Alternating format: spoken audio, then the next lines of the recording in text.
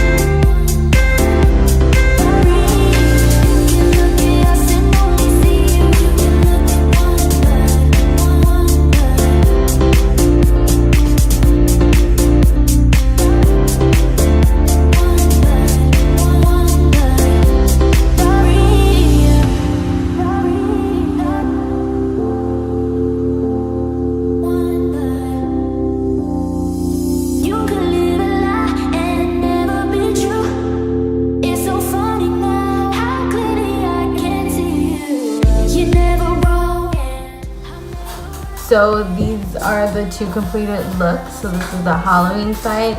I'm supposed to be like a dead, beat up girl, and then this is the more glam side. Thank you so much for watching. Please like and subscribe, and comment down below how you think our channel. Bye. Getting away from you, you're selfish.